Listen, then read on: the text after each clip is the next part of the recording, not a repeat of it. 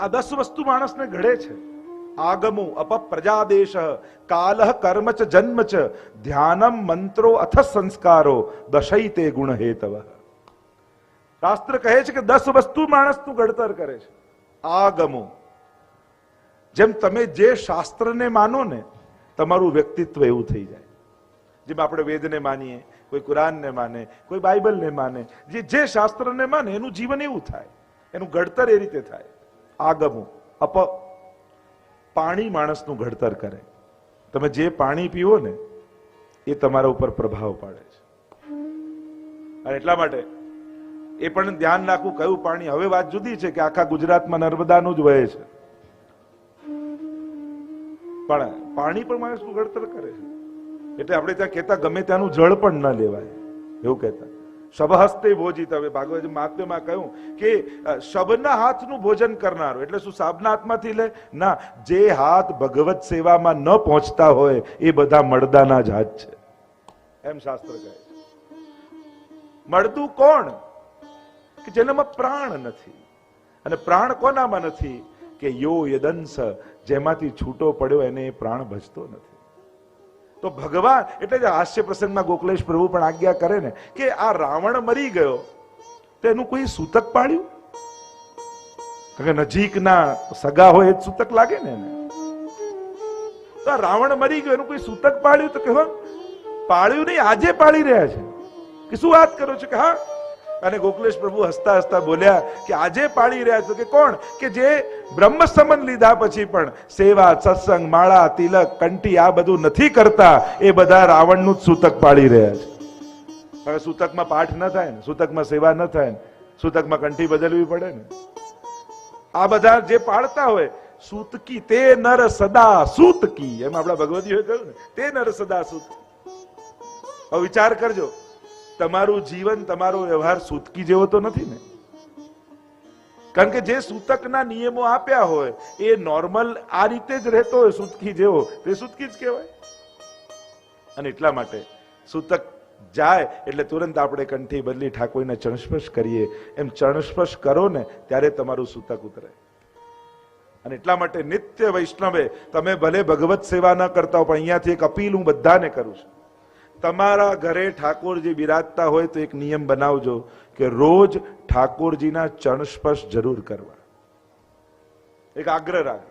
કદાચ દુકાને ને જવામાં મોડું થતું હોય તો મંદિરને દંડવત કરીને જાઓ.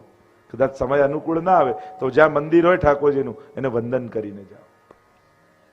પણ વંદન કરવાથી પાપ નિર્મૂલ થઈ જાય છે. અને એટલા માટે આનો આગ્રહ બધા જરૂર રાખે. તો ઘણા એમ હવેલીથી આગળથી નીકળે તો હોર્ન મારી જ નીકળે. તો હોર્ન મારવાથી દંડવત થતા નથી, એને દંડવત કહેવાય નહીં. અને વેસ્ટર્ન કન્ટ્રીમાં તો હોર્ન મારો ને તો સામેવાળાનું અપમાન થયું કહેવાય. પેલો નારાજ થઈ જાય કે પાછા ઉઠ કેમ કર્યું, હોર્ન કેમ માર્યો. એટલે કોઈ એમ માનતું હોય ને કે વચ્ચે કોઈ દેવતાનું મંદિર આવતું હોય ને હોર્ન મારીને જાઓ તો બહુ સારું. આ બહુ જ ખોટી માન્યતા છે.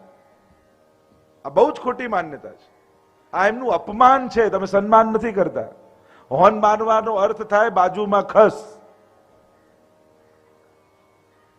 આ ભારતમાં તો આખું ઓપોઝિટ. ત્યાં વિદેશમાં જાઓ તો ખોટું માને ને અહીંયા તો મોટા મોટા અક્ષરે ટ્રક પાછળ લખ્યું હોય હોર્ન પ્લીઝ. તો ટ્રક પાછળ લખીએ કે હોર્ન મારો. એટલે કોઈ એમ માનતું હોય કે રસ્તામાં જઈએ ને કોઈનું મંદિર આવે ને હોર્ન મારીએ તો એમને વંદન કર્યા કહેવાય. આ બહુ ખોટી માન્યતા છે. ક્યારે પણ આવું કોઈ પણ દેવતા હોય, ભગવાન હોય, કોઈનું પણ મંદિર હોય એનું અપમાન કર્યા બરાબર છે. એટલે આવું ક્યારે કરવું નહીં. હરિરાય મહાપ્રભુજી આપણને કહે છે વિપરીત કાળ ચાલી રહ્યો છે. તો જે હું આગમું અપપ્રજા, જે પ્રજાની વચ્ચે રહો એનો પ્રભાવ આવે. જે પ્રજાની વચ્ચે મોટા થયા હોઈએ. દેશ, જે દેશમાં રહો એનો પ્રભાવ આવે. કાલહ, જે કાળ ચાલતો હોય ને એ કાળનો પણ મન ઉપર પ્રભાવ હોય છે. આ બહુ સહજ છે. સતયુગ વાળાને એક ફૂલની, ગુલાબની દાંડી બતાવો ને તો એમ વિચાર કરે ચલો આટલા કાંટા છે પણ એક ફૂલ ઉગ્યું છે. પણ એ જ કલયુગ વાળાને બતાવો તો એમ વિચાર કરે લો એક ફૂલ ઉગ્યું એમાં એટલા બધા કાંટા. સતયુગ વાળો ફૂલ જુએ ને કલયુગ વાળો કાંટા જુએ. આ કાલનો પ્રભાવ છે. અને કાલ વિપરીત ચાલી રહ્યો છે. એમ હરિરાયજી કહે છે. કારણ કે વિપરીતતા શું છે? તમે લૌકિક કંઈક કરવા માંગશો અથવા એવું કોઈ કામ કરવા માંગશો કે જેમાં તમારો બગાડ હોય, જે પાપ હોય, જેમાં તમારું પતન હોય, તો 10 જણા મદદ કરવા આવી જશે.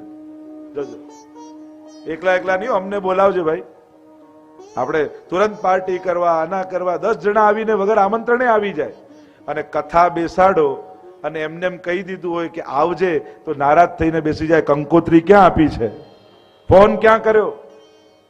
સત્કાર્યોમાં આગ્રહની ઈચ્છા રાખે છે અને પાપ કરવું હોય તો સામેથી કે અમને ભૂલી ના જતા. અને વિપરીત કાળ છે અત્યારે. સારા લોકોનું સંગઠન કરવું બહુ અઘરું, પણ પાપ કરનારા, આતંક કરનારા, દુષ્કૃત્ય કરનારા, એમના સંગઠનો સહજ ઉભા થઈ જાય. કાંઈક ખોટું કરવું હશે 10 જણા મદદમાં આવી જશે. અને ધ્યાન રાખજો, પાપમાં મદદ કરે એ મિત્ર નથી, પાપ કરતા રોકે એ મિત્ર છે. આપણે ફ્રેન્ડ એને માની કે જો આ કેવો સાથે આવે છે, તો પાપમાં સહભાગી થાય એ મિત્ર નથી. કેમ કે અત્યારે યુવાનોમાં શું થાય કે મા બાપને વડીલ કરતા ફ્રેન્ડ સર્કલનું બહુ હોય કે અમારું ગ્રુપ, અમારા ફ્રેન્ડ સર્કલ, અમારું આ, અમે આટલા લોકો. આ વિચિત્રતા દુનિયાની એ જ છે ને. 7 અબજ લોકો દુનિયામાં છે, પણ આપણને ફાવે કેટલા જોડે? 7 જણા જોડે. અમારું તો આ 7 જણાનું ગ્રુપ, અમારું તો આ 5 જણાનું ગ્રુપ. આટલા 7 અબજ લોકોમાંથી ફાવે આટલા લોકોમાં? એટલે માણસની વિચારધારા કેવી નાની. અને પછી તકલીફ શું? દિવસનો મોટા ભાગનો સમય તો ન ગમતા લોકો જોડે જ કાઢવાનો હોય. જો તમને કેવલ આનંદ ગમતા લોકો જોડે જ આવશે એવી વૃત્તિ કરી દેશો તો જીવનનો બહુ નાનો હિસ્સો આનંદમાં જશે. પણ ન ગમતા લોકો જોડે પણ આનંદમાં રહેતા શીખી જશો તો જીવનનો મોટો હિસ્સો આનંદમાં જશે. અને એટલા માટે વિપરીત સંજોગો, વિપરીત વ્યક્તિઓ, વિપરીત વિચારધારાની વચ્ચે પણ તમે તમારી પ્રસન્નતા બનાવી રાખી શકો છો. એનો વિચાર કરજો. અનુકૂળતામાં તો આપણને બધું ફાવે, પરીક્ષા તો વિપરીતતામાં હોય છે કે ન ગમતા લોકો, એની વચ્ચે કેમ રહી શકાય? હરિરાયજી કહે કે પ્રતિકૂલ કાલ પ્રતિકૂલ. તમે ટીવી જોવા બેઠા હશો ને, આખી સિરિયલ પૂરી થઈ જાય, કોઈ ડિસ્ટર્બ નહીં કરે. તમને એમ થાય લાવ ને એક માળા ફેરવું. હજી તો 10 મણકા ફેરવ્યા હશે ને, સુતેલા બાળકોએ જાગી જશે, ડોરબેલે વાગશે, ફોનની ઘંટડીએ વાગશે, પણ એવું કાંઈક થશે કે આખી માળા તમને કોઈ નહીં કરવા દે. કાલ વિપરીત છે. જ્યારે પણ સત્કર્મ કરવા જશો ને, ક્યાંક ને ક્યાંક કોઈક આવીને ઉભું રહેશે. અરે આ તારી ઉંમર છે હમણાં ભક્તિ કરવાની, મંદિરે જવાની, માળા કરવાની, અરે મજા કર, આમ કર, પેલું કર. આવીને એટલે એટલા માટે સારો વિચાર આવે ને એને બહુ ટાઈમ નહીં આપો, તુરંત આચરણમાં કરી દેવું. અને ખરાબ વિચાર આવે ને એને 24 કલાક આપવા, જેથી એ જતો રહે. લોકો છે ને સદવિચારોને બદલનારા છે. તમારા સારા સંકલ્પને તમને એમ થાય કે ના હવે ઠાકોરજી પધરાઈને સેવા કરવી છે, એટલામાં કોઈ આવશે, અરે સેવા પધરાવતી હશે, અપરાધ લાગશે, કુવો નથી તારા ઘરે, અપરસ નથી, નામ દોષ લાગશે, અપરાધ લાગશે, નામ પેલા થાય કે નાના હમણાં નથી પધરાવ્યો. વિપરીતતા પ્રગટાવનારા. ઉલટાનું જેને સેવા કરવી હોય એને પ્રોત્સાહન આપવું જોઈએ.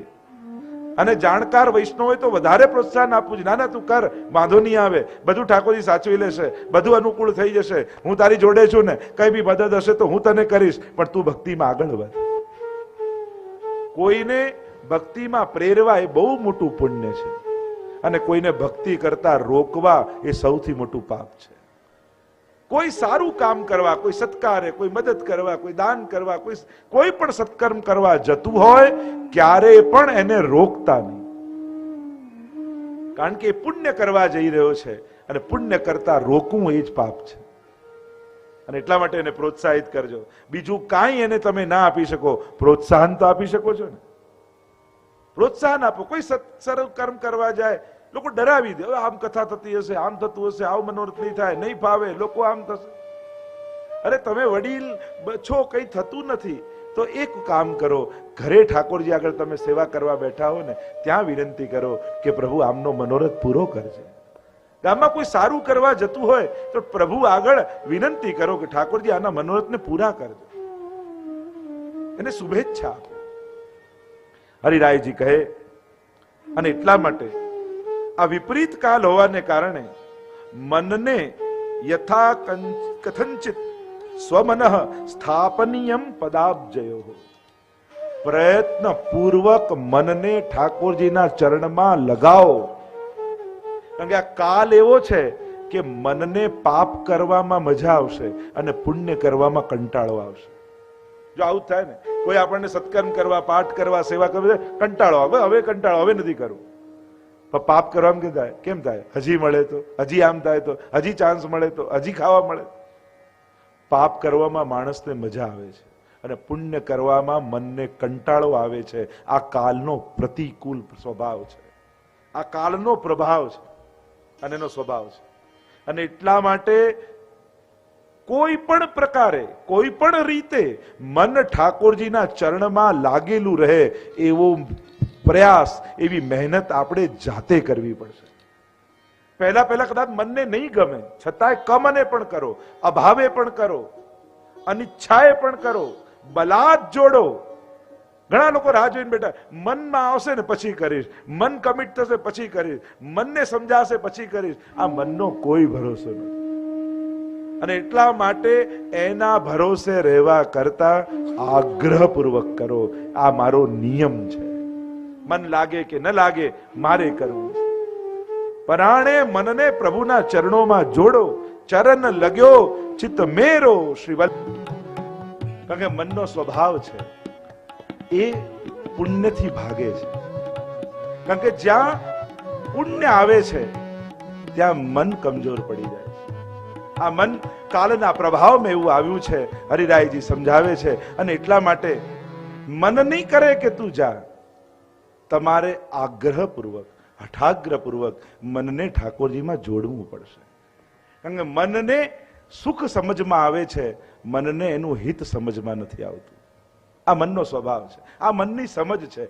મનને સુખ બહુ ગમે, સુખ સમજાય, સુખ દેખાય, સુખને એ શોધે, પણ હિત એને દેખાતું નથી, હિત એને સમજાતું નથી. અને એટલા માટે હિતને ગોતતો નથી. અને એટલા માટે મનનું હિત શેમાં છે? એ તમારે નાના બાળકને જેમ ઉચકીને સ્કૂલે મૂકી આવો છો, ભલે રડતું હોય છતાંય મૂકીને આવો છો, એમ મનને પણ ઉચકીને ભગવાનના ચરણે મૂકીને આવો, તો જ એ ભગવાનનો થશે. એમ હરિરાય મહાપ્રભુજી આપણને સમજાવે કે આ મનને એકવાર ભગવાનમાં નહીં લાગે. પેલું કહેતા ને કે સર્કસનો ખેલ થતો અને પતિ પત્ની બંને ખેલ કરતા. રોજ એની પત્ની આમ આંખે આમ હાથ ફેલાવીને એક ચક્ર પાસે ઊભી રહી જાય અને પેલો પતિ આંખે પાટા બાંધે ને એક પછી એક ચપ્પુ મારે, તો જેટલા ચપ્પુ મારે આખા શરીરની આજુબાજુ ગોઠવાઈ જાય. એવા ખેલ સર્કસમાં કરતા. એમાં એકવાર એવું થયું કે બંને વચ્ચે કંઈક ઝઘડો થઈ ગયો. અને ઝઘડો થઈ ગયો એટલે પતિને એમ થયું કે એમ આને મારીશ તો હું પકડાઈ જઈશ. એટલે એમ કરી જયારે આ ખેલ ચાલતો હોય ને ત્યારે ચપ્પુ ખરેખર એને મારી દઉં એટલે મરી જાય ને લોકોને એમ લાગે કે એક્સિડન્ટ થયું ને કોઈ મારું વાંકે ન ગણાય. નક્કી કર્યું અને સર્કસનો ખેલ શરૂ થયો. એ ચક્રની પાસે પત્ની ગોઠવાઈ, આણે આંખે પાટા બાંધ્યા અને થયું કે આ ચપ્પુ એને મારું અને જ્યાં મારે ત્યાં બાજુમાં લાગી જાય. થયું કે આ મારું, જ્યાં મારે ત્યાં બાજુમાં લાગી જાય. જેટલા ચપ્પુ માર્યા એ બધા રોજની જેમ જ ગોઠવાઈ ગયા. પેલાને થયું કે અરે આને મારવી હતી છતાં એકે નિશાન વાગ્યું નહીં. ગયો ને એના ગુરુને વાત કરી જેની પાસે શીખેલો કે મેં એને મારવાની કોશિશ કરી પણ એકે ચપ્પુ એને લાગ્યું કેમ નહીં? ત્યારે ગુરુ એટલું જ કહ્યું કે જેણે આખી જિંદગી ખોટા જ નિશાન લગાડ્યા હોય ને એનું એક વારમાં સાચું ના લાગે. એમ આપણે જન્મ જન્માંતરથી ખોટા જ નિશાનો મારતા આવ્યા છીએ, પછી એક વારમાં ભગવાનમાં ક્યાં લાગવાનું? આને ખોટા જ નિશાનો તાકવાની આદત પડી છે મનને. એને જન્મો જન્મોથી આજ પ્રયાસ કર્યા છે, આજ પ્રયત્ન કર્યા છે. અને એટલા માટે આ મનને તમારે યેન કેન પ્રકારેણ, હરિરાયજી કહે, એને મનાવો, એને પટાવો, એને ડરાવો, એને ફોસલાવો, એને આગ્રહ કરો, પણ કેમે કરીને એને ભગવાન પાસે લઈ જાઓ. જેમ બાળક નથી જાણતો કે એનું હિત સ્કૂલમાં છે, ભણવાથી એનું કલ્યાણ થશે, પણ જેમ મા બાપ એને મૂકી આવે છે એમ ભગવાનની પાસે આ મનને કોઈ પણ કરી, કોઈ પણ પ્રકારથી એને ભગવાનમાં જોડો, એમાં જ એનું કલ્યાણ છે. લોકો કહેતા ને કે પ્રધાન નીકળ્યો અને અનેક પ્રકારથી મનને સમજાવતા, જેમ અનેક ઉદાહરણો આપવામાં આવે કે રાજા નગરચર્યા કરવા નીકળ્યો ને જોયું કે એક બાયન ભાખરી બનાવતા હતા ને તવા પર મૂકીને વાતે વળગ્યા તો બળી ગઈ. ભાખરી બળેલી જોઈ પાછા આવ્યા. એને થયું કે લાવ ઘોડો લઈને સવારી કરવા જાઉં. અને આટલો વ્યસ્ત મહિનો ગયો ને એક વાર ઘોડે સવારી કરી નહીં. એટલે જ્યાં ઘોડા પર ચડ્યા તો ચાલ્યું જ નહીં, ઘોડો ન ચાલ્યો. કંટાળ્યો, પાછા સભામાં આવ્યો અને એટલો બધો મહિનો વ્યસ્તમાં ગયેલો કે કંઈ કરવાનું મોકો જ નતો મળ્યો. અને પાછા સિંહાસન પર બેઠા ને પોતાનો પાનનો ડબ્બો ખોલ્યો અને જુએ તો પાન સડી ગયેલા. પ્રધાનને પૂછ્યું કે આ ભાખરી બળી કેમ ગઈ, ઘોડો ચાલ્યો કેમ નહીં, પાન સડી કેમ ગયું? પ્રધાને કહ્યું આ ત્રણેયને ફેરવ્યા નહીં એટલે બગડી ગયા. આ મનનું પણ એવું જ છે. એક પલડું જો લૌકિકમાં જાય તો બીજું પલડું અલૌકિકમાં નાખી દેવું. ફેરવતા રહેશો તો જ આ સ્વસ્થ રહેશે. કારણ કે મનની વ્યાખ્યા જ શાસ્ત્ર એમ કરે છે. લોકો ભલે એમ કે એકાગ્ર કરી નાખો ને શાંત કરી નાખો ને, જો એકાગ્ર મન, જે મનને કોઈ ઈચ્છા જ ન હોય, એ બે જણાનું હોય, કાં કોઈ યોગીનું હોય ને કાં ડિપ્રેશન વાળાનું હોય. જે મનની ચંચળતા જ એનું સ્વાસ્થ્ય છે. મન સ્થિર થઈ જાય એ તો ક્યાંક બીમારી છે મનની, યા કોઈ સિદ્ધિ છે. તો સિદ્ધિ તો આપણને મળી નથી. અને જો મન એક થઈ ગયું, સ્થિર થઈ ગયું તો બીમારી થઈ ગઈ. સંકલ્પ વિકલ્પાત્મક મન, શાસ્ત્ર મનની વ્યાખ્યા કરે છે કે જે સંકલ્પ અને વિકલ્પ કરે મન. અને એટલા માટે સંકલ્પમાં ભગવાન અને વિકલ્પમાં ભગવાન. કારણ કે ચંચલતા મનનો સ્વભાવ. જેમ તમે આંખો બંધ કરી દો તો તમે બેચેન થઈ જાઓ. જોવું આંખનો સ્વભાવ છે. કાન બંધ કરી દો તો બેચેન થઈ જાઓ. સાંભળવું એનો સ્વભાવ છે. મૌન રાખો તો તમે બેચેન થઈ જાઓ. બોલવું સ્વભાવ છે એનો. એમ ચંચળતા એ મનનો સ્વભાવ છે. એટલે બહુ સહજ છે. લોકો મોટા ભાગને પૂછે મારું મન ભટકે, મન ચંચળ, તો એ સાબિત કરે છે કે તમારું મન સ્વસ્થ છે. પણ બસ એ ચંચળ મનને, એનાથી એ ચંચળ કોણ છે તો કે કૃષ્ણ. એને ફોલો કરાવવાના, એને પીછો આપી દો કે તું આને પકડ. મનને મજા આવશે અને પકડી લેશે તો ઉદ્ધાર પણ થઈ જશે. કારણ કે અમારો પ્રભુ સેવ્યમાનમ કલાનિધિમ, એ કલાનો નિધિ છે. આપણે જેને સેવા કરીએ છીએ, રાગ ભોગ શૃંગાર આદિ અનેકવિધ. કારણ કે એમ કહેવાતું કે રાગ ભોગ શૃંગારમાં કોઈ પડે તો એનું પતન થઈ જાય. પણ અમારા ગુસાઈજી એવો માર્ગ બતાવ્યો કે આ ત્રણેય દ્વારા ઉદ્ધાર કેમ થાય. તને રાગનો શોખ છે તો તું કીર્તન ગા. વિવિધ પ્રકારના સવારથી સાંજ સુધી આ અમારા સર્વ કીર્તનકાર કૃષ્ણદાસભાઈ, રશેષભાઈ આજે આટલી નાની વયમાં આખી અષ્ટછાપ હવેલી સંગીતની એક પરંપરાને જાળવીને આગળ વધારી રહ્યા છે. આ પુષ્ટિ માર્ગના ગૌરવ છે આપણા. આટલી નાની વયમાં આજે વિશ્વભરમાં એ લોકોએ કેટલા વિદ્યાર્થીઓને તૈયાર કર્યા છે. આજે દુનિયાભરમાં એમના હવેલી સંગીત સાંભળવા માટે લોકો લાલાયિત રહે છે. આ રાગ દ્વારા ઉદ્ધાર કર્યો. ભોગમાં પડે તો પતન થાય. તો કહું ઠાકોરજીને વિવિધ સામગ્રી ધર તો ભોગ તારો મહાપ્રસાદ બની જશે. અને શૃંગાર નો તને રસ છે તો વિવિધ પ્રકારે ઠાકોરજીના શૃંગાર કર. આવો ગોપાલ શૃંગાર બનાવો. એના દ્વારા કલ્યાણ થશે. અને આમ યેન કેન પ્રકારે પણ મનને ઠાકોરજીમાં લઈ જા, એમાં તારું કલ્યાણ છે. એમ કહીને આગળ અનેક પ્રકારથી હરિરાયજી આપણને સમજાવે. એમાં 4 વસ્તુ બતાવવા અમે શાસ્ત્રોમાં: પ્રમાણ, પ્રમેય, સાધન અને ફલ. કોઈ વસ્તુની પ્રાપ્તિ માટે આ 4 સ્ટેપ કયા છે. સૌથી પહેલા પ્રમાણ. જેમ સીધી સાદી ભાષામાં તમને સમજાવું, બહુ શાસ્ત્રોપદેશ કદાચ અઘરું લાગે. જેમ કોઈ તરસ્યો માણસ જલ શોધે છે અને જંગલમાં જઈ રહ્યો છે. એટલામાં એક વ્યક્તિ મળ્યો ને એને પૂછ્યું કે પાણી આજુબાજુ છે? તો કે હું પીને આવ્યો છું, બસ અહીંયાથી જમણી બાજુ જઈશ તો તને મળશે. તો એ વ્યક્તિ પ્રમાણ છે એના માટે કે હા આ પ્રમાણ રૂપે છે કે આ પીને આવ્યો છે, આને ખબર છે ક્યાં છે જલ. પ્રમેય એ તમારી તરસ છે કે મારે જલ જોઈએ છે, મને પ્યાસ લાગી છે. જો આ ભગવાનની સિદ્ધિ માટે, એટલે સૌથી પહેલા પ્રમેય, મારે ભગવાન મેળવવા છે. આ તમારો વિરહ, આ તમારો તાપ, એ તમારો પ્રમેય કહેવાય. કોઈ ભગવદીય જન, કોઈ ગુરુજન કે આ રીતે આ સાધના, આ ભક્તિ કરીશ તને આ રસ્તે જઈશ તો તને ભગવાન મળશે. કોઈ શાસ્ત્ર, પ્રમાણ. પ્રમાણ, પ્રમેય, સાધન. એટલે માણસ એ દિશામાં આગળ વધવા લાગે, ભક્ત એ દિશામાં આગળ વધવા લાગે, બતાવેલા પ્રમાણે બતાવેલા સાધનો કરવા લાગે. એનું સાધન, એનું ચાલવું, એ તરફ જવું એનું સાધન. અને જ્યાં ચાલતો ચાલતો ગયો ને એને જલ મળ્યું. જલ ફળ નથી, પણ એને જલ પીધું અને જે તૃપ્તિનો અનુભવ થયો એ એનું ફલ છે. એમ જ આ પુષ્ટિ ભક્તિમાં પ્રમાણ, પ્રમેય, સાધન અને ફલ એ ભક્તનો ભાવ છે. એ ભગવાન પોતે છે. મેં ગઈકાલે જ કહ્યું ને, અહીંયા ભક્તિ માર્ગમાં ભગવાન મળવા બહુ મોટી ઘટના નથી, ભાવ મળવો મોટી ઘટના છે. કારણ કે રાવણ, કંસ, શિશુપાલ, દુર્યોધન આ બધાને ભગવાન મળેલા, પણ એમને આનંદ નતો આવ્યો, દ્વેષ થયો હતો. કારણ કે ભાવ નતો મળ્યો. ભાવ મળે તો જ મળેલા ભગવાનને માણી શકાય, અને ભાવ ન હોય તો મળેલા ભગવાનને જોઈને પણ ગાળો યાદ આવે, શિશુપાલને 100 શબ્દો યાદ આવે. અને એટલા માટે આ માર્ગમાં આ બધું જ ભગવાન ભાવ રૂપે સિદ્ધ કરે છે. અને એટલા માટે આપણા પ્રભુ ભાવનીય છે, સેવનીય છે. વિવિધ પ્રકારના ભાવથી આપણે ઠાકોરજીને લાલ લડાવીએ છીએ. હરિરાયજી કહે, તારું મન એકાગ્ર પ્રભુ તરફ કરવા માટે એ મનને અનેક લાગણીઓથી ભરી દે, અનેક ભાવનાઓથી ભરી દે. આપણે ત્યાં પ્રધાન 4 ભાવ કયા છે: શાંત ભાવ, સ્વામી સેવક ભાવ, વાત્સલ્ય ભાવ, સાખ્ય ભાવ અને માધુર્ય ભાવ. 5 ભાવની ચર્ચા છે. શાંત ભાવ એને કે જેમ કોઈ રાજાની સવારી નીકળતી હોય ને પ્રજા આવે રસ્તા ઉપર, રાજાને જુએ અને આનંદિત થાય ને જયઘોષ કરે ને પાછા પોતપોતાના ઘરે આવી જાય. શાંત ભાવ, બીજો કોઈ ફિલિંગ ના હોય, આવો ભાવ. એની ઉપર છે સ્વામી સેવક ભાવ. ઠાકોરજી મારા સ્વામી છે ને હું એનો સેવક છું. એની ઉપર છે સાખ્ય ભાવ.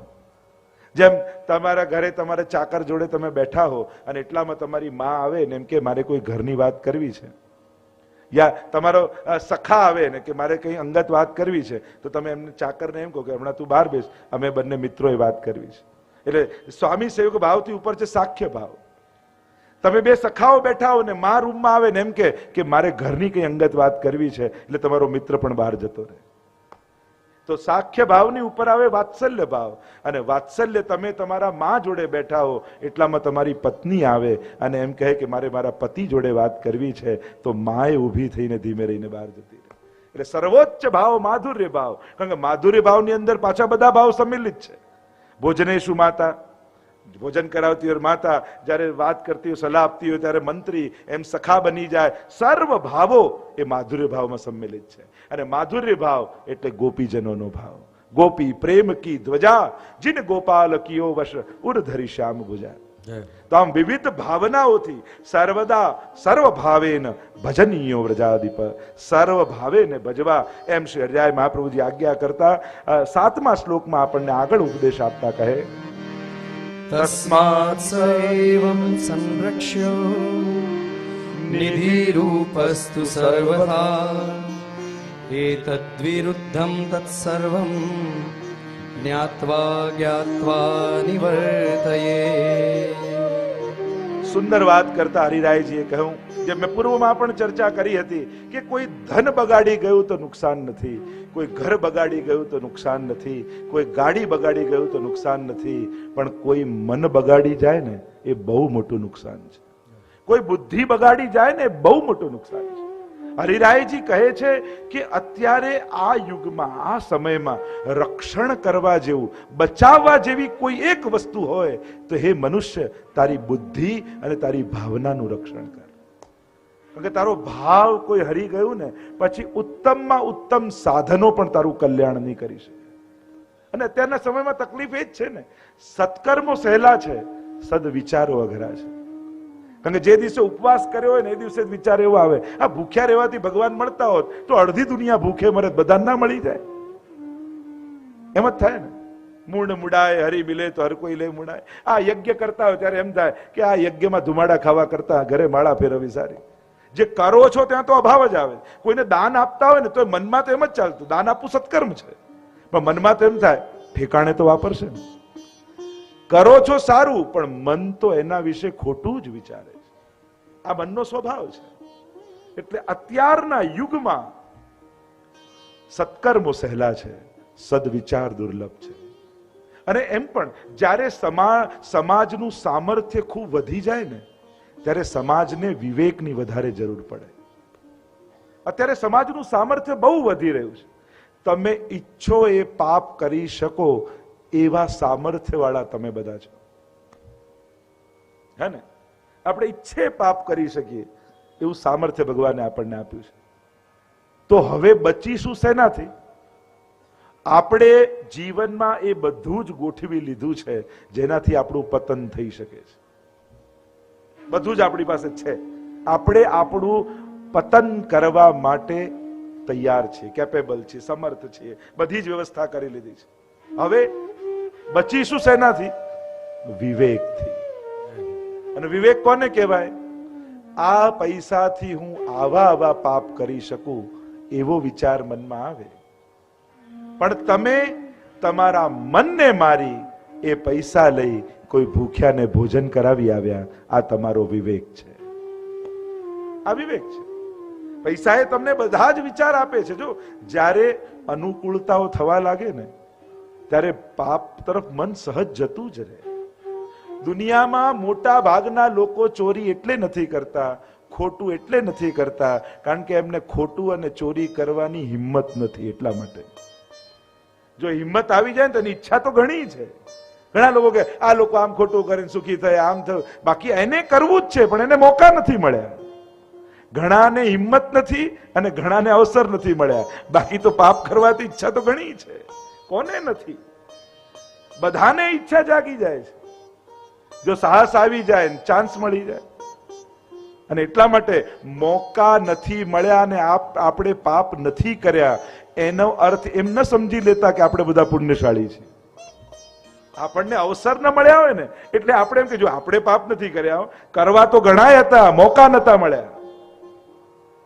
એટલે એને કારણે એમ નહીં સમજી લેવું કે આપણું ચિત્ત સાત્વિક છે, આપણું મન પવિત્ર છે. આપણી અંદર એક દુર્ગુણ છે જે સાહસ નથી.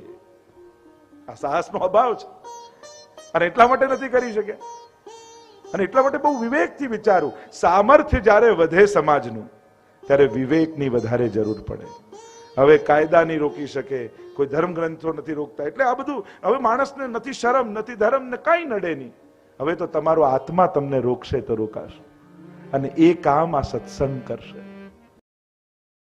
પ્રિય ભક્તજનો, જે શ્રીના આ વચનામૃત તમને ગમ્યા હોય તો આ વિડીયોને લાઈક કરજો, વધુમાં વધુ વૈષ્ણવોને શેર કરજો અને કમેન્ટ બોક્સમાં જય શ્રી કૃષ્ણ જરૂર લખજો. અને અમારી ચેનલ શ્રી વલ્લભને સબસ્ક્રાઈબ કરવાનું ભૂલશો નહીં, જેથી તમને આવા અવનવા વચનામૃતો મળતા રહે. સર્વે વહાલા વૈષ્ણવોને ભાવથી જય શ્રી કૃષ્ણ.